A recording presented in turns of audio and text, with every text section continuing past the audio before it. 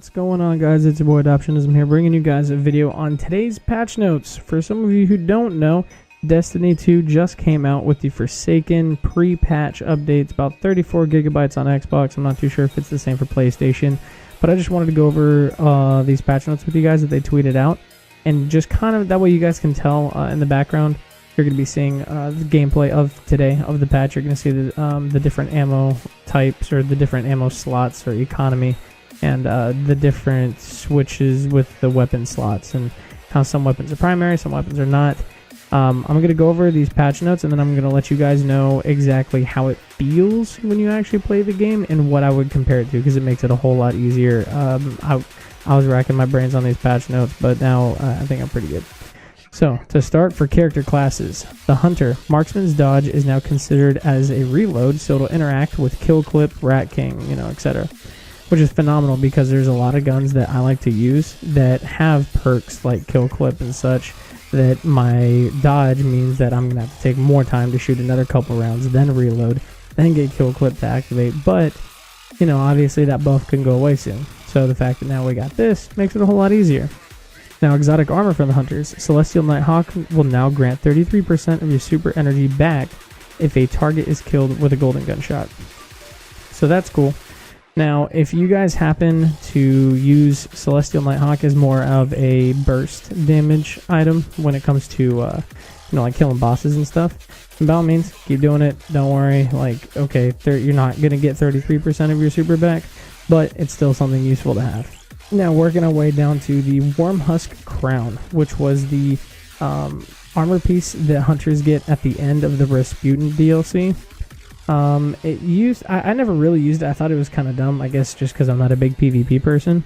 But Wormhusk Crown will no longer start regeneration of health and shields. Instead, it will grant a larger health and shield bump at the beginning of the dodge instead of at the end.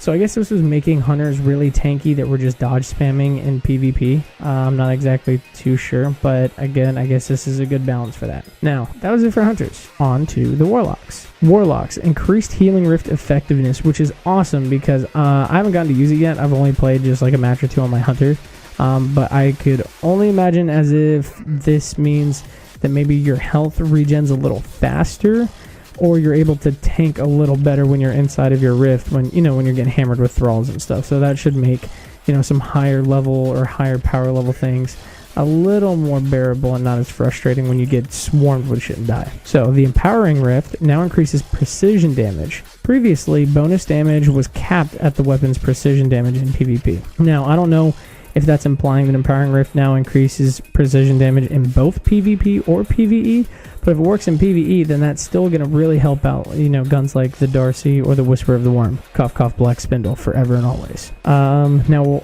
warlocks with your exotic armor. Okay, Skull of Dire Ahamkara, increased super energy gained from Nova Bomb kills, which is cool, and then killing higher ranked enemies will grant more super energy, so I think that's going to be really cool. We might see a lot of warlocks switch off of the chest and the helmet meta and more back into like gauntlets, like back when Sunbreakers or Sunbracers or whatever it was like insanely good for solar warlocks. Maybe Skull of Dire Ahamkara will end up making Void warlocks even better. Now, Transversive Steps has enhanced mobility, and then after you sprint for a short time, your currently equipped weapon will be automatically reloaded. That's pretty cool. So depending on how long it means for a short time, whether it be like 2 seconds or like 3 seconds or 4 seconds, that'll kind of determine if these are even remotely good or not. But I can imagine this being really good for PvP, especially if like you're in a jam and you're like, crap, I gotta run away, so you just run around the corner and you don't have to worry about reloading. That can be pretty nice. Now that's it for the warlocks. On to the Titan. Rally Barricade no longer requires players to take cover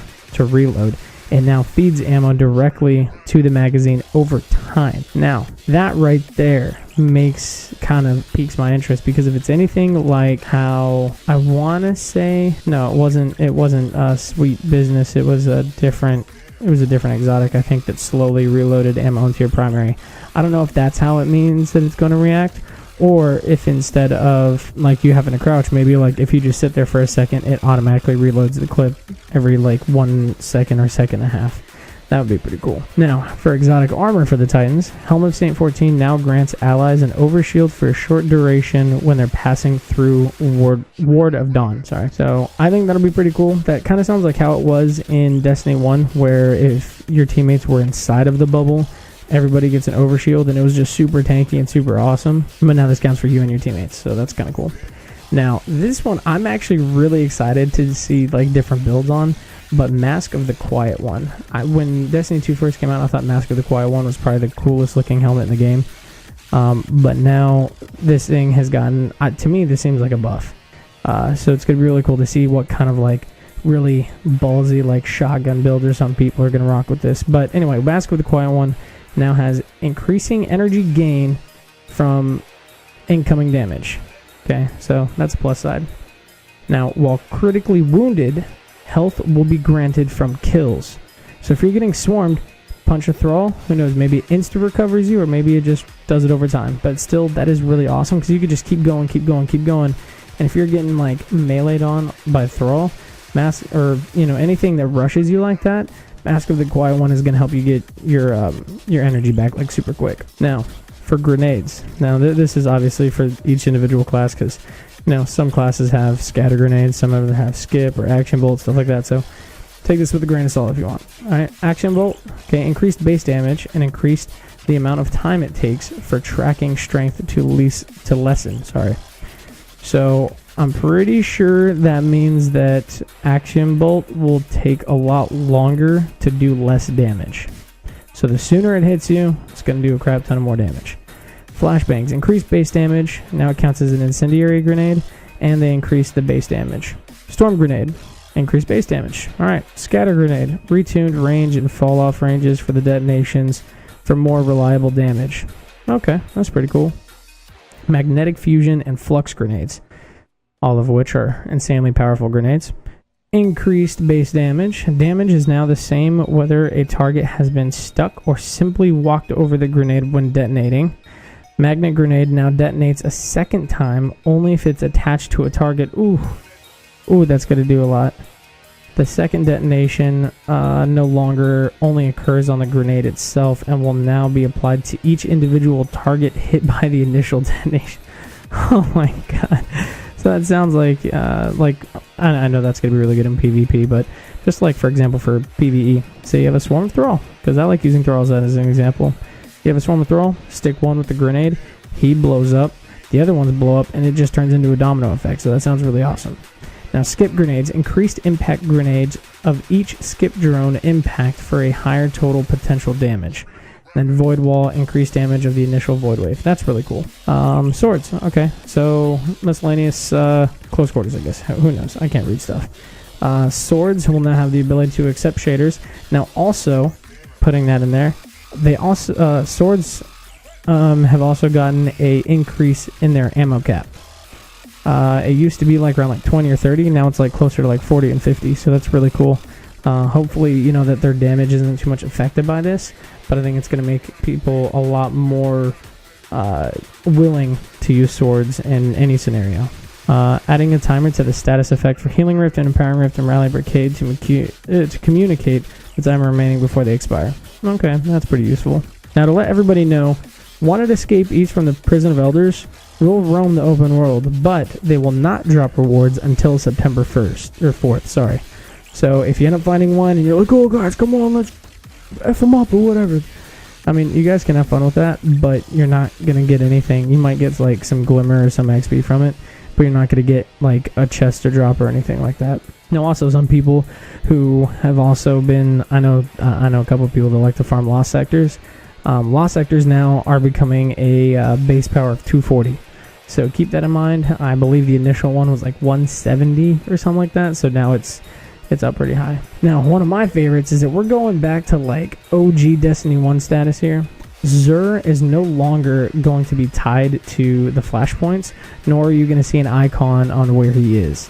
So it's going to be really cool for the fact that you're going to have to find him again, which again makes Where's Xur videos a lot better and more effective to make, which is good for us YouTubers.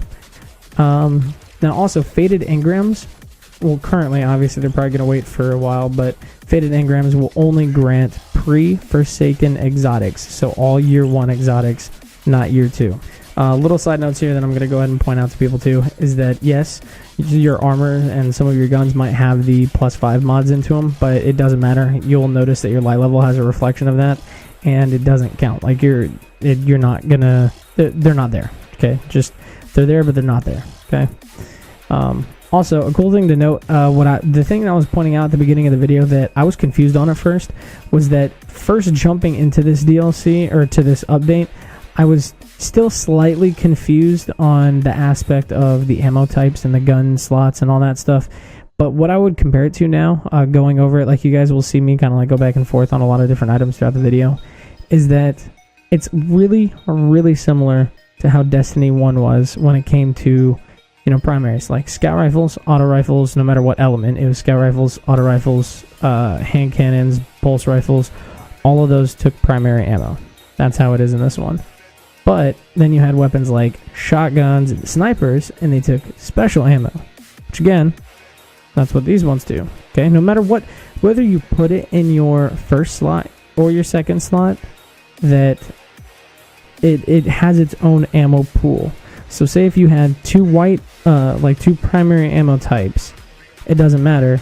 They have their own ammo pool. So every time that you pick up a little white ammo box, whatever, off the floor, it'll give ammo to both of those weapons. Even if you shoot off one gun, reload it, and then you swap to the other gun and you go to, and again, it still refills both. So they both count as their own ammo count. They don't have a shared ammo pool. So that kind of helps people understand that, okay, if I'm using this weapon, I got to look out for the green box. If I'm using this weapon, I got to look out for the white box. If I'm running two of these ammo types, I got to be making sure that I'm picking up white boxes and not getting pissed if there's only green dropping. So I know it sounds a little confusing at first, but if you ever played Destiny 1, as you play through this more and more, you're going to realize that the ammo type drop and just the bullets and everything like that, everything that was affected by this update is starting to feel a lot like the Destiny 1 mechanics that we all know and love. Because I was kind of skeptical with the changes that they made to Destiny 2 and the transition, but with Destiny 2 now, currently with this update, I think it's cool because, you have all the fixes and all of the fine-tuning of Destiny 2, but with the really good mechanics and build of Destiny 1. So let me know what you guys think down in the comment section below. How you guys like the update, how you think the patches are going to affect the upcoming events, and can't wait to cover more of this stuff, dude. I am so excited. I could barely breathe right now. I've been rambling for like 15 minutes, so I appreciate you guys for sticking around, and until next time, guys, I've been your boy Dop. Thanks for watching. Peace out.